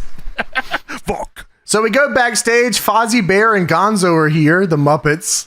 Dude, Gonzo says that he could be a WWE champion. Like, how hard could it be? Damn, all right, Del Rio, he got you, bro. You better say something back to Gonzo. Dude, you won't imagine what is said next. Because Vicky Guerrero comes in and says, "Excuse me." Oh my! What? Holy shit! Unheard of. Wow. Is this new? She just starting saying it or what? Groundbreaking stuff here. James, that's funny as shit. Gonzo said, I mean, like, you see that shit here? How hard could that be? Oh, hey. I would have fucking put Big Show in the goddamn Anaconda Vice. I mean, what the fuck? Well, the Big Show was at 50%, and he still beat Del Rio. I could have won WWE Champion. I'm 100% I could beat Del Rio. I mean, especially once you guys see these buy rates for Survivor Series. I mean, you might want to put me on top, fucking Del Rio. Gonzo on top. I'll do the Gonzo bomb. Oh, shit. And Fozzie Bear will do the WMD punch. Holy shit. And he'll do it off rib, too. He's not going to work your ribs before he does it. Dude, I mean, sometimes Big Show would do that. That shit was funny as fuck. He'd go into a match and just WMD and then pin somebody. That shit was always funny. Why the fuck not? I mean, like, yeah. Flash finishes are good. Flash finishes are good. They are good. They're awesome. Vicky walks in with Dolph Ziggler and Jack Swagger. And Gonzo says, "Oh, hey, Vicky. I was just telling Fozzie Bear here how easy it would be for me to be a champion." And Fozzie says, "You're joking, aren't you, Gonzo?" And Gonzo says, "Fuck no." Just shit's easy as shit. So Dolph Ziggler and Jack Swagger grab Gonzo's arms, the Muppet, and they stretch him crazy style. And then Jack Swagger wraps one of his arms around his neck to choke him. And Dolph Ziggler says, "Tell your friends if they get involved in our match later, the Muppets he's talking about, the same thing's going to happen to them." And Fozzie Bear says, "Okay." And Gonzo Fozzie Bear says, "You okay?" And Gonzo says, "You kidding? How do these guys know I need an adjustment?" And Fozzie Bear stares into the camera. And Jerry Jim Lawler Halpert says, style. Yeah. He does, yeah. Dude, somehow it's really crazy watching this, really, because somehow the Muppets are more genuine characters than the wrestlers. They are like somehow way more a part of the universe than the wrestlers as well. Like they understand the concept of the show and getting angles over and their lines and their role. Weird era too. I think most of the time they were just ad-libbing shit and like just saying stuff. Most of the time, like Swagger and like Dolph and everybody was just reading the sheet. Like Swagger was the worst. Yeah. Yeah, Swagger would like legit just read the sheet. Like he would like that, which is nuts. And like, what, frog legs? What if I had a ham sandwich?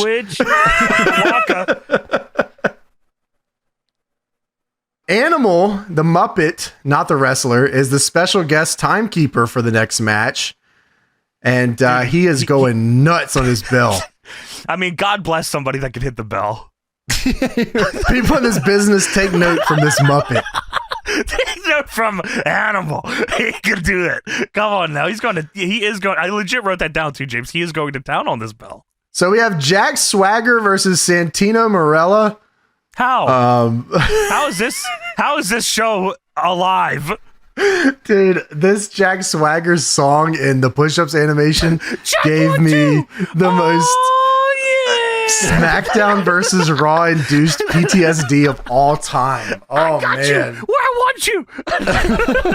Come on, man. You fucking my boy Jack Swagger. Fucking SVR 2011 Toto Americano.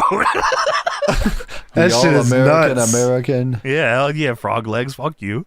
So Santino comes out here. We just had to watch Del Rio and Big Show, and then we have to watch Jack Swagger and Santino. But I will tell you this much. There is a segment in this match that is just as iconic as the Sheamus and Beaker segment backstage. It's actually one that I forgot about because it's not included in like the HD pictures of the show. Sure, yeah. Which is maybe what makes it funnier is because you never really get an HD picture of it. So Jack Swagger clubs Santino and does push-ups on him. The crowd is chanting, "We want Ryder." Michael Cole says Vicky Guerrero looks particularly hot tonight as Jack Swagger's doing 12-6 elbows to Santino's ribs. Fuck this fucking show, buddy. Fuck you. I mean, he's saying Vicky Guerrero looks hot while he's kicking his ass, and the crowd is chanting for Zack Ryder. This shit is cooked.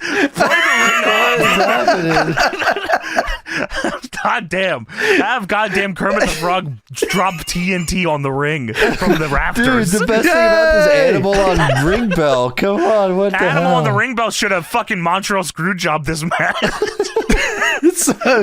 So, all right. Swagger gets thrown into the ropes by Santino. Santino is met by Beaker ringside, and it cuts to a ringside camera with Santino looking up and seeing Beaker going And he has the Muppets energy drink. He's got that concoction. He got that juice. He's got the concoction. He can't put the cup down. So Santino grabs this fucking concoction, and the shot of Beaker and Santino here is magic. Santino's Legendary. face is so perfect. He is so bewildered. He is so beside himself that Beaker is here. So, of course, this is the concoction that the good doctor, some would say, Of course. made up earlier in the evening, which allows Santino to become stronger and faster, and his breath smells better. So, goddamn bless that goddamn Bunsen honeydew. So Santino takes a big swig of the drink, and Santino then turns around and spits it in Jack Swagger's face, and then he rolls him up and he gets the win. Let's fucking go. Short match, thank fucking God. And Santino celebrates trombone style on the floor. I don't know where Beaker went, but the drink is left in the ring. I'm surprised Swagger didn't try to take a swig of it. They could have had a whole angle about that where someone drinks it and then comes back and they're just juiced out of their mind. I mean, 2011 WWE, there's no reason why they would not run an angle like that. There's like, it's not like it's absurd. Oh, fuck, why would they run a Muppets drinking angle on this show? What if the Big Show drank it with the beanie on? Whoa, he's unstoppable. Gravity's just killing everybody in the arena. It turns a Majin Big Show, he just kills everyone in the arena. Holy fucking shit. Wow. Yeah, I mean, yeah. So we have Zack Ryder versus Dolph Ziggler up next. Did I mention I hate this show? I've never seen this match. Never seen this match before. So Zack Ryder is out here with his flip camera and a QR code shirt and underwear.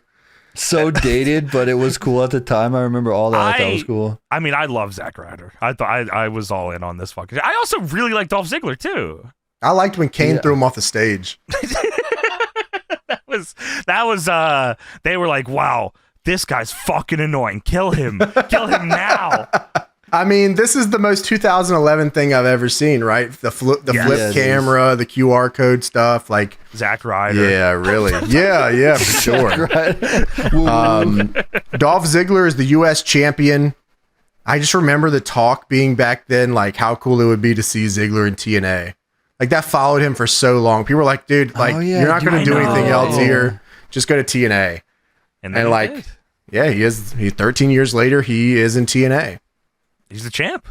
So Zack Ryder and Dolph Ziggler start off here with an international spot. To start things off, Dolph hits a drop kick out of this. Ryder hits a 2-line drop kick comeback and a house show dive when we go to commercial. Classic fucking WWE start to a match. Yeah, Raw rolls on after this. Did you know, by the way, James, that Zack Ryder loves Ghostbusters and he has the figures? I imagine that anything in the world that has a figure, that this guy has it. Dude, I mean, that's all. He's still the major figure pod. Shout out, by the way. Still fucking love that pod. They've been doing that for years now. I think they started almost around the time we did. Yeah, I mean, I haven't listened to any full episodes, but I've seen like YouTube clips of them talking about stuff. It's pretty cool. You know, Brian Myers with his ECW stuff, and I've seen that. That's my goat right there. He's Raven. Yeah, right now he's Raven. Yeah. So Ryder, like I said, hits the house show. We go to commercial. Dolph is in control coming out of the break, classic WWE style. Of course. All the heat goes in the commercial. Dolph goes for the zigzag, but Ryder catches him and catapults him into the corner. Ryder hits a flapjack and then the broski boot for a 2. Whoa. So Dolph goes for the stinger splash in the corner, but Ryder hits double knees, knocks him out of midair. The Elijah Express in reverse. Holy shit. Wow. And Zack Ryder pins him for a 3, but Dolph had his foot on the rope. No. The bell rings anyways. Thank you, Animal, for fucking that up. Fuck you, Animal. But the ref says the ref says no, that didn't count, and there was no chance of this is bullshit. That was 3. That's weird. They don't care at all. Dude, that'd be crazy. Michael Cole walks over to Animal and rips his head off his shoulder. That was the Michael Cole challenge for tonight. How quickly can I remove Animal's head from his body? That'd be crazy. Wow. So Vicky holds Ryder's foot as they restart the match. Dolph goes for the zigzag, but fucking Ryder holds onto the ropes, which, dude, Classic. wow, I feel like I've seen this exact sequence 900 fucking times. Probably from Zack Ryder and Dolph Ziggler. Dude, yeah, no, these it's two always Dolph. Like, Dolph is always doing this spot. It's like, holy fucking shit. If anyone's ever watched, I'm sure there's people here who watch this era and Dolph's run throughout this era, but like, it became almost like a meme of him going for the zigzag, but they grab the ropes. Yeah. Zack Ryder hits the Rough Rider, and Ryder pins the U.S. champ. So fuck all of our champs right now. Dude, you all suck. Yeah. Listen, man, we're building into Survivor Series where Dolph Ziggler defends the U.S. title against John Morrison. Oh, damn. All right. Sorry, Zack Ryder. Get Zack Ryder off the show. I hate him. We go to a pre-tape. It shows the current Triple H and Kevin Nash. It shows the current Triple H and Kevin. Sorry, it's been a long show. It shows the current Triple H and Kevin Nash feud here. So I'm sure there was an explanation of, they don't really explain the angle here other than Kevin Nash attacked Triple H at the pay-per-view and jackknifed him on the top of his head. And then he attacked him on the stage on Raw with a sledgehammer. And then they tried to load Triple H into an ambulance and Kevin Nash stopped him and then hit him in the head Triple H style with a sledgehammer. Yeah, and Triple H will be out for 5 weeks. You're not supposed to be here, Nash. But Go Kevin Nash ends up getting hurt. I think He does, yeah. I think he's hurt now. And that's why they do that with Triple H. Yeah, okay. Yeah. And It's he's from not doing all supposed that to X be Division here. work with fucking Alex Shelley. Blew up his joints. He fucked up his shit forever. So Michael Cole, dude. All right, so we go over this Dude, fucking. I mean, like, it doesn't end, does it? Like, this fucking shit does not end. Dude, we go over this Triple H and Kevin Nash thing. Triple H is out for 5 weeks because he just got killed twice by this guy, and they're talking about how serious this is, and like Triple H is the COO and he's out, and like, damn, like He's got a concussion and a fractured vertebrae in the neck, yeah, like and he'll this be shit. out for 5 weeks. They got him, bro. Like Kevin Nash really got him. So Yes. Michael Cole stands on the announce table and says, "You guys remember the Michael Cole challenge? Someone get his ass off the table now." Sit down. Sit down. So yeah, man. Michael Cole challenge tonight was supposed to be against Jim Ross. They advertised this the whole show that JR was going to be on the show. And Michael Cole here says, "I know you were here to watch me pulverize that big fat tub of goo, Jim Ross. Well, that isn't going to happen. Good old JR isn't here tonight. He met with a specialist this weekend, and he is suffering from a disease known as inflammatory bowel disease, or IBD." And I said, wow. Yeah. They are still ripping JR Anderson. crazy, man. Like, yeah. Sorry. Cole says, "I have many sources in the medical community, and they're telling me Jim Ross has symptoms such as ulcers, mega toxic colon, diverticulitis, and even gastrointestinal hemorrhaging. Well, a man like myself would have shooed away these symptoms and competed, but Jim Ross isn't a real man. Well, maybe he can come down here and wear these." And he pulls out a diaper. Where did he pull that from? Did he just have that in his pocket all night? He was wearing it. He ripped it off. He can wear this. He could borrow my diaper. Just pulls it out of his crotch. That's funny. Dirtiest poo all over it. You can wear this. Shit and piss on it. It's yellow. He's been shitting and pissing all night. You want to wear this? Great. Will Jim Ross show up next week and accept the Michael Cole challenge? Well, I guess that just depends. Waka waka. Waka waka. Yeah, goddamn. Goddamn, this show sucks. So we go to Statler and Waldorf and they say, "You know what's worse than Michael Cole? Nothing." And now Miss Piggy's in the back and she wants some cock. Miss Piggy is rizzing up John Morrison, who isn't on this show, and for some reason he's back there in gear. He's in gear and he's getting a title shot at the pay-per-view. That's not tonight, Morrison. No, that's not tonight. So Miss Piggy, Miss Piggy wants to have sex with John Morrison. Yes, of course. Miss Piggy the Muppet. And John Morrison is being harassed by her. And Morrison says, Piggy, when you asked me to come here, didn't you want to talk about something? And Miss Piggy says, suppose we could talk? Maybe over dinner at this show? And Morrison says, I have plans, but I have a friend who's totally free. So John Morrison goes off screen in gear, comes back holding Hornswoggle in his hands. And he sits him down in front of Miss Piggy. So Hornswoggle points down to his ankle where he has a big tattoo of Miss Piggy and Kermit. Yeah, I mean, he's got the tattoo. Well, he is legit shoot like a massive Muppets mark. So I think like this is what this was. Yeah. Hornswoggle goes to kiss her, and Miss Piggy says, no, and then punches him in the balls. And Kermit the Frog comes in and says, oh my goodness, Joe Hornswoggle, are you okay? Kermit's the funniest guy ever, man. I love this little dude. And Kermit says, I thought our show was weird. And then Cody Rhodes walks in, and Cody pulls out a paper bag mask and puts it over Kermit's head, which is, I mean, that's fucking awesome. Yeah, that was a great segment. I enjoy that. I like the Muppets. They're funny. I mean, the Muppets, I'll be completely honest with you. I did not think the Muppets were going to be the best part of the show. This show is a great part of the show with the Muppets. Like, all the Muppet stuff is dialed into Muppets shit.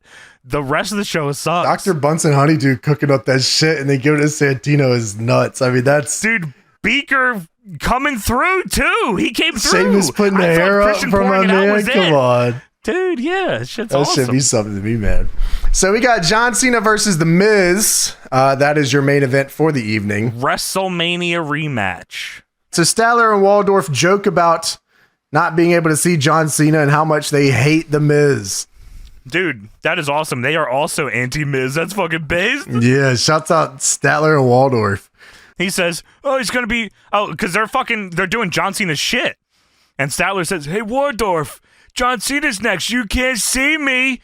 And Waldorf says, I can't see anything. I'm old. And Statler says, well, he's going to be wrestling The Miz, so consider yourself lucky. That's yeah, real shit. Buddy. That's real shit. Yes, sir. So Cena comes out here in the little camo shorts tonight. Oh, my God. Okay. That was a part of the Observer thing that I was waiting till now to bring up. This is breaking news from the November 7th, 2011 Observer. John Cena has retired the jean shorts and is going full-time with camo shorts. He's going to be wearing shorts representing every branch of the military, changing it up from show to show. Wow. Right. He should wear, like, the khaki joints. Dude, he should wear trunks. Yeah, that'd be awesome. Long boys. Yeah, why not? So Cena starts hot here with the fisherman suplex and a drop kick, which was a move that he was started adding in his thing because people kept saying he can't wrestle, so he thought the drop kick would maybe get him. His fisherman suplex got lazier and lazier, huh? He just kind of touched the leg and just kind of he like brushes the leg, and that counts as a fucking fisherman suplex. Hey man, you're doing a suplex. So Miz fires back with a running boot and then a ground assault before pinning for a 2. Ground assault is a fucking awesome way to put that. That's like way cooler than it was. Yeah, that's what I'm saying. It probably sounds way better than it is. It's not. So we get Let's Go Cena in kids' voices and Cena sucks in the older guy voices. The crowd cared about Cena either way. Like, I mean, like the Miz is just existing in this match. This never gets old to me, by the way. I love the young kids chanting Let's Go Cena and the older guys chanting Cena sucks. Like, it's such a great dynamic. Yeah. And so indicative of the era of WWE where like people were just begging for something else at the time. The kids fucked with it though. Right. Yeah. It's just cool. Like, and I don't think that'll ever, I don't know. It's just an interesting time in wrestling. Miz taunts for the skull crushing finale, which is an unbelievable taunt. Dude, arms. It's the Naruto run without running. Right. Yeah. And he gets down, bends all over. It's nuts. Like he sets up for it, grabs him, but Cena gets out. Cena hits a corner line on him and then hits a fucking huge lariat here. It was awesome. Takes his fucking head off with it. I was like, whoa, holy shit. All right, we might be onto something here. I don't know. I was super impressed with out crazy. Yeah, I was going to say I was super impressed with like this match in general. We'll talk about it towards the end of it here. Yeah. Especially my thoughts going into it. Expectations literally through the floor for this one. So Cena gets a 2 for his troubles off that clothesline. I always love that. I don't know if guys take advantage of that too often. Like we all know your falsies, but like sometimes hitting a really physical line or like a big catching like power slam or something like that looks cool is like where you're like, oh fuck, wow, okay, that was pretty dope. Like the things catch you off guard sometimes. Yeah, if something can make the crowd go, oh, you should fucking pin him off of it. Yeah, sure. Like Claudio started doing that, the clothesline, like just kind of hitting him with a stiff clothesline. He went with it too. Yeah, that's dope. So Cena hits the leg drop from the top. Move is awesome, man. Nuts. That is like nuts that he was doing that. He didn't have to be doing that. And like that had to hurt like a motherfucker. Yeah. I mean, so Miz has been over and Cena just hits a leg drop from the top and it's awesome, man. Yeah, it's super dope. Famouser. Yeah, it's nuts. He gets a 2 on that. Cena then goes for the attitude adjustment, but Miz powers out and hits the kneeling DDT for a 2. I hate that move. Yeah, what is it called? Wizard of Miz or something? Wizard of Wizard of Oz is a different move. Thank you. I legit only ever write little DDT. I don't. That's funny, little DDT. Because it's not the knee DDT, because that's the DDT to the leg. Right. Yeah, this is the kneeling DDT or little DDT, which I like a lot more. That's good. I'll start writing that. Thank you. So Cena sends Miz to the outside and into the barricade. My first thought was, no fucking way we're going to go to that. Like, we're having outside. Like, I thought the match was going super well. And I was like, we're really going to go to the outside in this one. Like, we did that earlier in the Del Rio and Big Show thing. Yeah. And I was like, no way. But they go to the outside for Cena to grab Miz. But Cena is then grabbed by Ghostface Killer in the crowd. The Ghostface Killer is here. Holy shit. That's the Scream guy. The Scream guy is grabbing him. The Scream guy. That's fucking what they say. They say the Scream guy. Holy shit, man. Come on. Ghostface. So, yeah, you don't have to say the killer part. You can just say Ghostface. Yeah, look at him. He's got a ghost face. And he grabs Cena. Yeah, he grabs Cena and I couldn't believe it. Cena ends up getting back in the ring, though. Punched him in the head. Yeah, get off me type shit. Miz then throws Cena into the ring for the skull-crushing finale, but Cena reverses it into the STF and the Miz taps. I swore that Miz was going to fucking win that after that. I was like, oh, wow, that's crazy. Like, I mean, go into the pay-per-view with a Miz win over Cena. Like, I can see that, but... Not on my watch, bitch. No fucking way, baby. Ghostface Killer is now in the ring. He has jumped the guardrail. The security took him, and now he's here again. Security what the fuck? Could not stop the Ghostface Killer as he has now entered the ring. Holy shit, he's gonna die. But Cena, of course, stops the Ghostface Killer and attitude adjusts him. And Cena looks at him. He takes the mask off, and it's R-Truth. You could have heard a pin drop when they took the fucking mask off of R-Truth. No one gave a fuck about this, dude. And Cena just running long. They were already running long. I feel like this match started right before the top of the hour anyway. Oh, yeah, you're probably right. I mean, Cena takes the mask off, laughs, puts it on himself, and does the "you can't see me" to Truth. Then he turns it around so the mask is on the back of his head and he taunts. I mean, that was fucking funny as shit. He's a beast. I mean, this guy's fucking awesome. He puts the Ghostface mask on the back of his head and then taunts backwards to the camera. I was like, holy shit, this guy's a beast. That's a monster right now. He should have won. I was wrong. Fuck the Miz. He should always win. And then Cena, his only response to The Rock is looking at the camera and saying, "Hope you were watching that." And then he does his brapa-doo. I said I would do with you. Great little match here to end the show. It was better than I thought it was going to be. I will say that. Yeah, I mean, Cena is great here. I mean, what an easy guy to work with. Yeah, going back and watching Cena's stuff from this time is so interesting because I was smarked out. We're not in the mix anymore. Dude, we were smarked out nuts. And like, this guy could do no good. No matter what, it was fuck this fucking dude. I didn't know at the time that I did care. In my brain, I didn't care because it was fuck John Cena, but I was so mad that I did care in a different way. Yes. Okay. So that's what I was going to touch on too. It's very funny because I hated this guy's fucking guts. I couldn't I was like, I never want to see this fucking guy anywhere near my screen ever again. But I'm I'm glad. Like, I'm glad it was like that, because like going back and watching this makes his matches so much more exciting because there's so much crowd interaction. Like, imagine if everyone just liked him all the time. Like, it would have been like a pretty nothing. But like the fact that like a lot of people didn't like him a lot of the time makes his work so much more compelling. Like, I think there's so much more to like grasp onto going back and watching. And like, yes, I mean, there is points where Cena is just like a like a lot. Like, oh sure, please let's but not get it twisted. There was times where it was fuck this guy just because this shit was boring. But like, I didn't realize what I realize now, that like I loved watching his matches because I loved hating him. I love watching him. Like, I'm hoping to God this guy loses. Yes, but Cena being this is the Punk match doesn't mean shit otherwise. Right. If everyone just liked him, then we would have never got his biggest rival. Me losing my mind when Punk fucking GTS that dude and beat him for the belt is like unbelievable. That's one of my favorite moments of all time.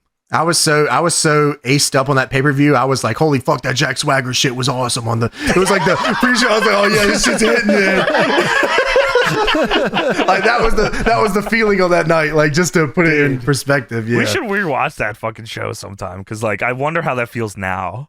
But that is it for WWE Monday Night Raw, October 31st, 2011. That is it for our first 2011 review ever. And by God, I'm going to do my best to make it our last. We still got the pipe bomb. We got the pipe. Yeah, okay. Fuck. Yeah, I guess there is some shit. All right, you fuckers that grew up in this area. Like the Nexus on it or something, right? They're like... I don't know what's going on with that. Yeah, you 2011 fuckers, you got some stuff still coming from Deadlock here. But that is it for this episode of the Deadlock Podcast. Thank you all for joining us for another edition of the show.